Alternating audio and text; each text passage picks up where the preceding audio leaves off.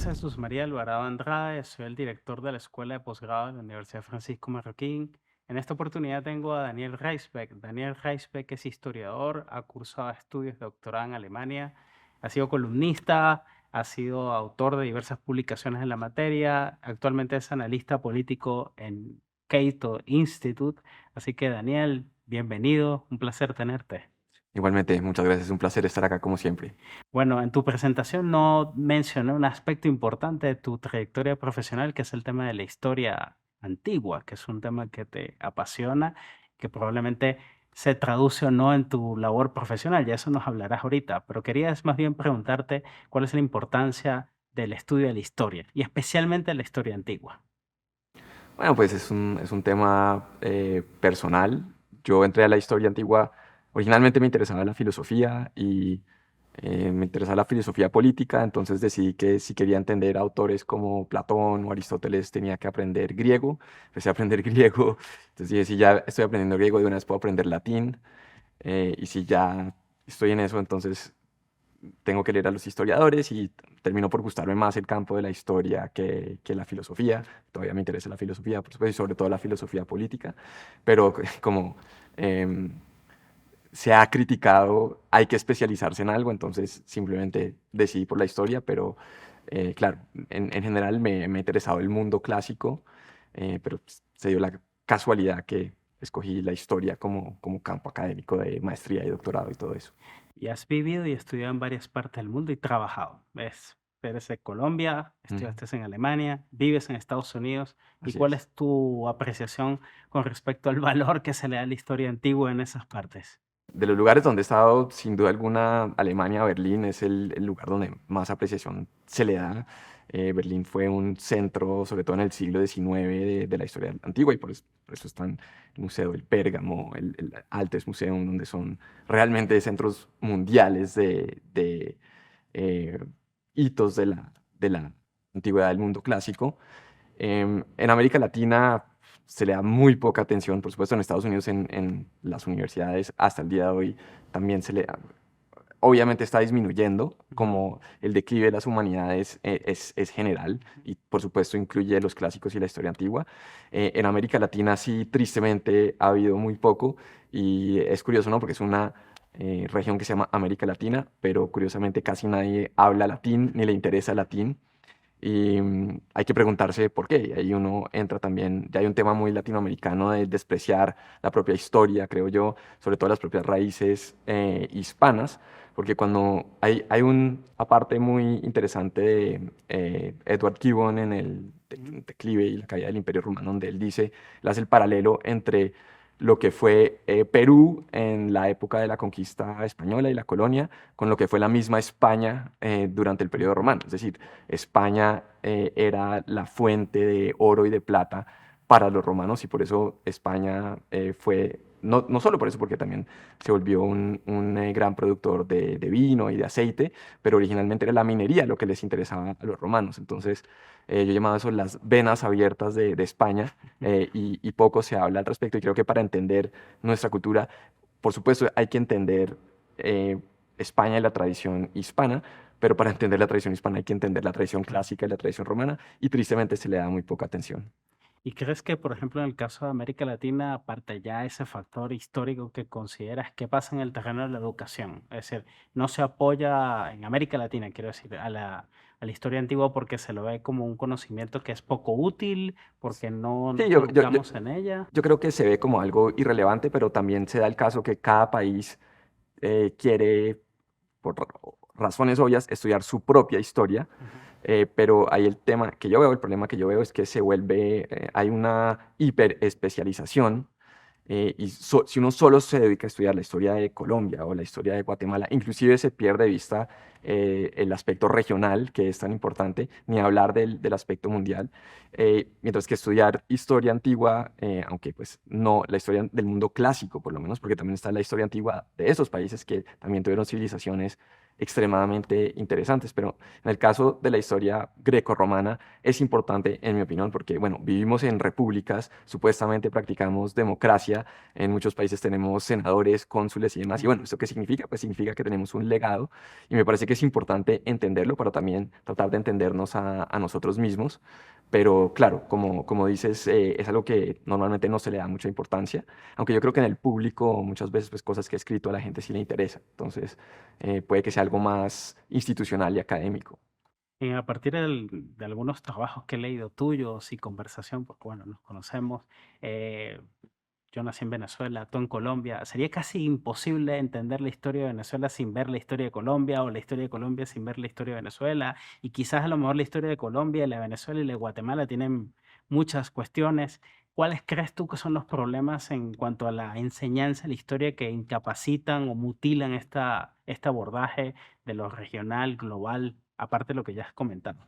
¿Qué Claro, crees? pues, es decir, yo no podría responder esa pregunta muy bien porque yo no estudié historia ni en Colombia Ujú, ni en ninguno de estos países, entonces realmente no sé cómo se enseña dentro de las universidades y dentro de los colegios tampoco.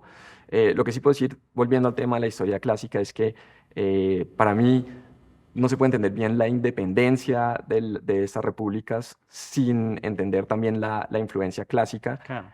Por ejemplo, para Bolívar, Bolívar lo que quería originalmente era crear un sistema de constitución mixta donde quería por ejemplo, quería un senado vitalicio basado en la Cámara de los Lores en Inglaterra, pero también en el Senado romano. Entendía que era la posición de muchos escritores en el momento, que la democracia no era algo deseable, pero sí, digamos que impulsaba una república al principio, mientras fue pasando el tiempo se opuso y lo que se fue moviendo hacia una posición más, digamos, cesarista, más autoritaria, que se ha reflejado en la Constitución de Bolivia, donde Ujú, él no ejerce, digamos, el poder presidencial vitalicio, pero lo delega a Sucre. Entonces, mientras que otros próceres, inclusive contra la figura del mismo Bolívar, se referían a figuras clásicas y a conceptos del mundo clásico, sobre todo republicano. Entonces, inclusive en esta época formativa de estas repúblicas, el debate clásico era importante y no, creo que al perder eso también perdemos la capacidad de entender nuestra propia fundación y también, por supuesto, la colonia española tuvo unos aspectos clásicos muy importantes. Por ejemplo, se introduce una literatura latina, desde Hernán Cortés, que citaba los clásicos, en Colombia, em, Jiménez de Quesada también era un licenciado y que cuando citaba a Plutarco y a estos autores en sus discursos a sus soldados, Jiménez de Quesada escribe epitafios en latín ujú, y es una literatura que se mantiene hasta relativamente poco, pero de un momento, y yo creo que también el asunto del Segundo Concilio del Vaticano también tiene mucho que ver con acabar el latín y hacer una especie de tabula rasa, borrón y cuenta nueva, que creo que ha sido perjudicial en términos culturales y, digamos, pedagógicos también. ya. Mencionas, por ejemplo, este caso de cómo el estudio de la historia de la antigüedad clásica nos permite incluso entender a ciertos autores que si los vemos con lente presente, tergiversaríamos un poco su pensamiento. Entonces, a partir de eso te quería preguntar, ¿qué queda de la educación de la antigüedad clásica al día de hoy? ¿Crees que hay una continuidad o las formas en que se educaba en el mundo clásico difieren ostensiblemente de lo que entendemos por educación en el mundo moderno? ¿Cómo lo ves? Bueno, si nos referimos a la educación clásica como tal, como se lleva a cabo sobre todo, por ejemplo, en Inglaterra, en el siglo XIX, inclusive durante el siglo XX, esto se mantiene hasta cierto punto. Boris Johnson, que hasta hace poco Ujú, fue primer ministro en Gran Bretaña, era educado en pues, litera, humaniores, pero lo que sería filología clásica en la Universidad de Oxford, y no fue el primero, pues el más reciente sería Harold Macmillan, que, ujú. que dominaba plenamente los clásicos, tras ser herido en la Primera Guerra Mundial en la batalla del Somme, supuestamente estaba leyendo Esquilo en griego mientras se aplicaba morfina. Entonces, digamos, esa tradición no ha muerto del todo. Por supuesto, en América Latina definitivamente se descontinuó. En cuanto a la educación, ¿cómo era la educación en el mundo antiguo? Pues obviamente hay ciertas diferencias entre Grecia y Roma, pero en general era muy literaria, que era una crítica de Platón, ¿no? A la Ujú. educación, que a él no le gustaba que se enseñaran tantos poetas porque Homero no decía la verdad, o no era tan exacto. Y con el surgimiento de la filosofía, pues hay una eh, influencia política muy fuerte. Entonces hay varios casos de estadistas prominentes en el mundo grecorromano que estudian bajo filósofos. El mismo Platón va varias veces a Siracusa, en Sicilia, a supuestamente tratar de influenciar al tirano en el momento que es Dionisio II. No, eso no sale muy bien. Pero ese debate se mantiene, digamos, también hasta el día de hoy. Ha habido críticas recientes de algunos académicos mirando el tema del Imperio Romano que dicen los romanos no hubieran podido tener una concepción de la estrategia muy clara bajo nuestra perspectiva porque eran amateurs, entonces Ujú. no tenían una educación tipo universitaria o no habían atendido academias militares, pero bueno, si uno mira el mapa del Imperio Romano, la Ujú. verdad es que no lo hicieron mal, sabían lo que Correcto, estaban sí. haciendo y tenían simplemente una cultura de liderazgo. Algo, digamos, que Tocqueville critica digamos, de la democracia en Estados Unidos, o se puede hablar de la democracia actual moderna, es que la igualdad de condiciones, donde no es igualdad material, pero donde todos Ujú. empezamos iguales bajo la ley, es que se reduce mucho la ambición de los hombres. Entonces, por eso es un mundo comercial Ujú. y normalmente las ambiciones se canalizan hacia ese lado. Y lo que dice Tocqueville es que se pierde el concepto de la grandeza. Y él mismo dice, un antídoto es la literatura clásica. Y yo pienso sobre todo en un autor como Plutarco, que escribe las biografías de los grandes hombres, que son ambiciosos en el sentido clásico de la palabra. Y obviamente hay autócratas tipo Alejandro Magno, Julio César, pero es el asunto de emular a alguien que hizo algo grande. El mismo Alejandro supuestamente tenía la Ilíada y admiraba a Aquiles. Em, y pues ahí, por supuesto, en Plutarco hay grandes héroes republicanos, Catón el Joven, entre muchos otros.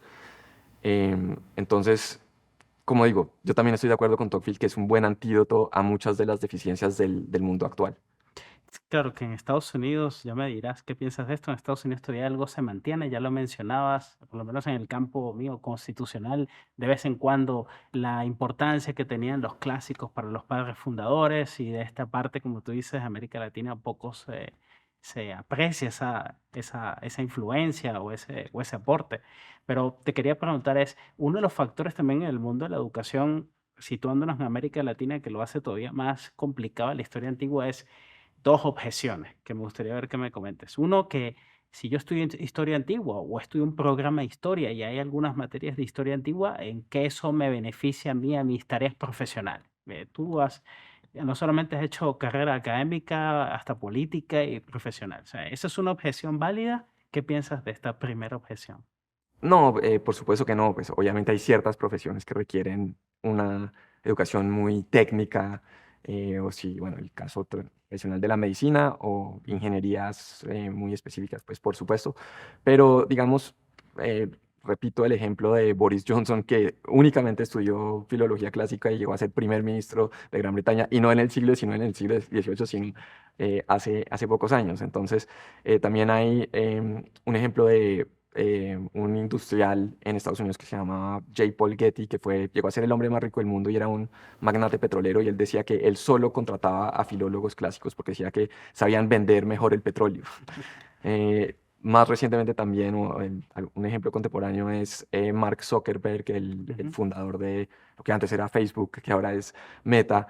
Bueno, él famosamente se retiró de Harvard sin graduarse en el segundo o tercer año, pero él en el colegio donde estudió se le da aún mucho énfasis a los clásicos, y él aprendió latín, leyó la Neida y de hecho, según entiendo, la cita constantemente en su vida de negocios dentro de su empresa. Entonces son algunos ejemplos, digamos, utilitaristas de la educación Mm. clásica y que sí sirve para el mundo moderno, porque en última se enseña a pensar, que es lo importante, y sobre todo el tema de las lenguas clásicas, el hecho de que uno tiene que aprender declinaciones y que no es fácil, digamos, el orden de las palabras no es lo primordial.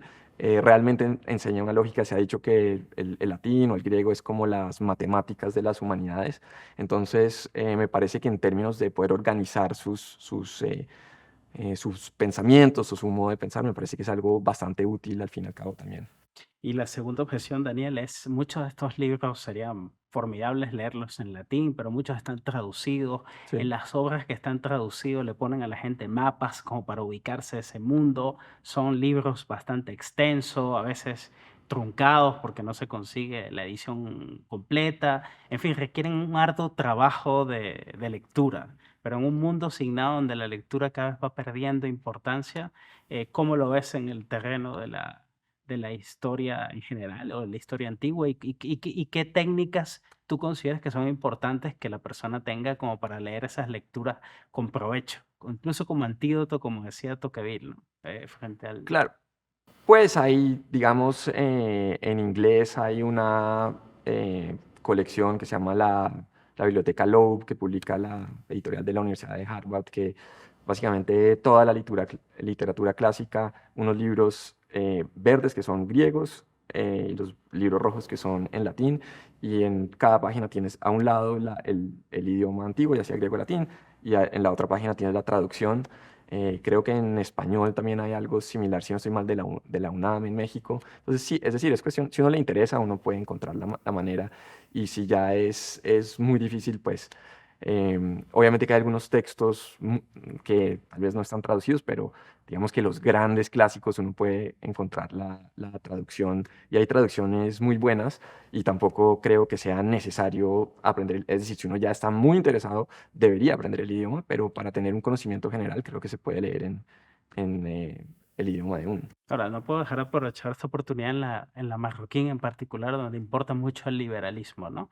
Y donde básicamente la tradición liberal, también muchos liberales acuden a las fuentes clásicas. ¿Cómo ves esa relación entre el liberalismo que se reduce solo al aspecto solo económico y trunca todo el otro aspecto liberal mucho más amplio que es las fuentes clásicas? ¿Cómo la ves? Pues ahí hay varios temas. Un tema es que, digamos, y el mejor texto es el de Constante Rebec, el siglo XIX, de las libertades antiguas versus las libertades modernas. Entonces, realmente no estamos hablando de lo mismo cuando un antiguo, Ujú, lo que un antiguo entiende por libertad, normalmente se refiere a libertad a nivel de la polis, de la ciudad-estado, de no ser dominada por otro ente político. Y también, digamos, la vida dentro de la polis, desde nuestro punto de vista, sería bastante autoritaria porque ujú, se requiere, digamos, obediencia absoluta, servicio militar, obedecer, digamos, en el caso de un Atenas, por ejemplo, las votaciones así uno no está de acuerdo.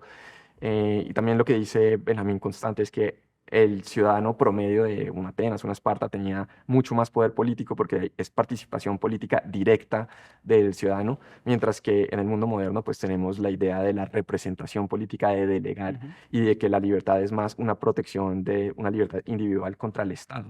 Entonces, de cierta manera no aplica mucho, pero digamos en términos de economía, ha habido un debate muy fuerte en el campo de la economía antigua. En los 60 y en los 70, la versión dominante era la de un académico que se llama Moses Finley, que era básicamente marxista.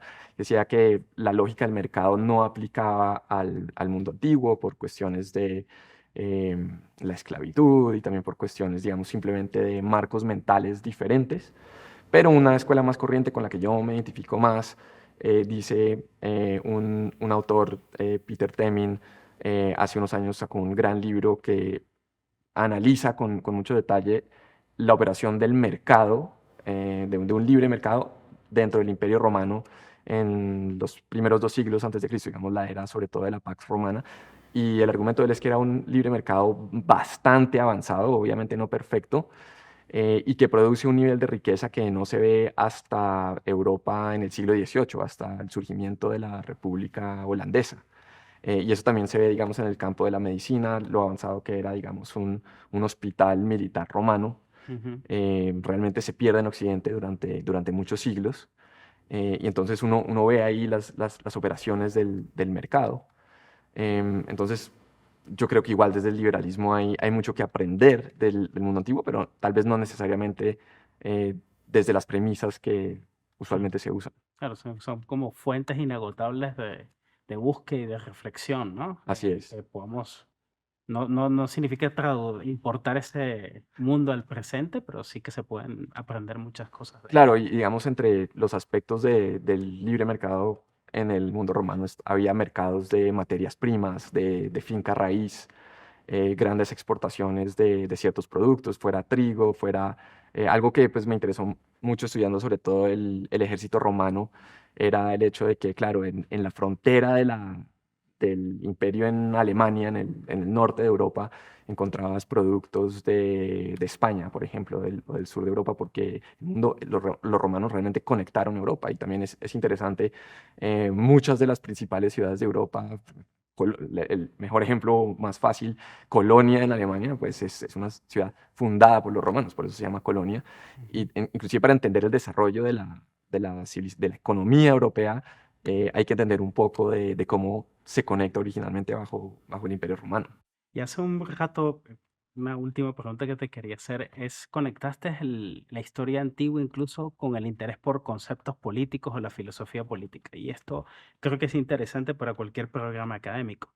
Me mencionas el ejemplo de Bolívar, entre otros ejemplos. La gente habla de democracia, dictadura, de cesarismo, de muchos conceptos, o república incluso, que se pueden buscar en las fuentes antiguas. Pero si no hay una atmósfera de deferencia para con ese saber, entonces esos conceptos son como maleables. Creo que Así en es. América Latina es un problema el discurso político, incluso cuando se recurre a historia por eso. Sí, ¿Ese es el problema? ahí siento que hay mucha confusión y puede causar problemas. El mejor ejemplo tal vez es cuando nosotros hablamos de democracia, estamos hablando de algo completamente diferente a lo que entendían los griegos y sobre todo los atenienses por democracia. Para ellos democracia era la participación política directa de toda la ciudadanía, que no era el 100% de la población. Estamos hablando de máximo el 20% de la población en su dado momento. También de algo esencial que era la votación desde un punto de vista ateniense, era votar por alguien es un acto oligárquico porque estás escogiendo a alguien y estás excluyendo a los demás. Ujú. Para ellos lo verdaderamente democrático era un sistema de sorteo. En el sorteo puede salir cualquiera para ejercer cargos públicos. También está la rendición de cuentas, la euzuna, después de ejercer ese cargo. Y también está el surgimiento de las cortes populares, donde cualquier persona podía ser acusada y cualquier persona podía ser defendida. Y por eso también surge el movimiento de la sofística, porque la gente Mm. tiene que aprender retórica y tiene que aprender a defenderse y también a hablar en la asamblea. Y eso me lleva a otro punto, conectado también, digamos, en la República Romana, en el largo plazo, la historia de la República Romana es la lucha de los órdenes, plebeyos contra patricios, y obviamente hay patricios que se unen con plebeyos para obtener más poder. Entonces, a lo que voy es que lo que tanto se ha criticado en los últimos años de populismo y demagogia, la verdad es que si uno mira la historia antigua, o por lo menos mi conclusión es que uno no puede tener una democracia sin demagogia y uno no puede tener un sistema, digamos, republicano sin lo que se llama, entre comillas, populismo. Simplemente es una parte innata del sistema, y lo que hay que preguntarse es más bien es cómo mantener, digamos, límites al gobierno, pero no simplemente criticar el populismo como tal, porque muy fácilmente eso se puede encasillar como una posición oligárquica. Claro. Daniel, te agradecemos mucho. Creo que recientemente escribiste un libro que tengo en inglés. Ahorita no recuerdo el título. Sí, es un libro que edité y tengo un par de capítulos ¿Ese acerca título de... trata sobre? Ese es sobre el concepto de la estrategia en el mundo antiguo, sobre todo en el mundo romano, pero no únicamente, porque lo que te mencionaba de la economía, el debate que hubo entre, digamos, maximalistas y minimalistas, unos que dicen que los antiguos eran incapaces de pensar en términos racionales y económicos, lo mismo aplica al campo de la estrategia. Entonces hay autores que dicen que los romanos no podían tener un concepto de estrategia porque tenían procesos mentales diferentes, no sabían geografía de manera exacta, no tenían mapas de escalables como los que hay hoy en día. Y nosotros argumentamos los autores, la mayoría en ese libro, desde el campo opuesto, que decimos, sí, había ciertas limitaciones, pero es claro que los romanos, por amateurs y por, pese a no haber tenido educación universitaria, un título como lo reconocemos, en últimas no eran tan tontos y sabían exactamente lo que estaban haciendo, y pues eso se ve cuando uno mira, inclusive hoy, el legado del Imperio Romano. Te agradecemos muchísimo, Daniel, esta conversación. Estoy seguro que lo van a disfrutar mucho nuestros televidentes. Los invitamos a que sigan nuestras redes sociales y nuestra página web en la Escuela de Posgrado de la Universidad Francisco Marroquín. Hasta pronto.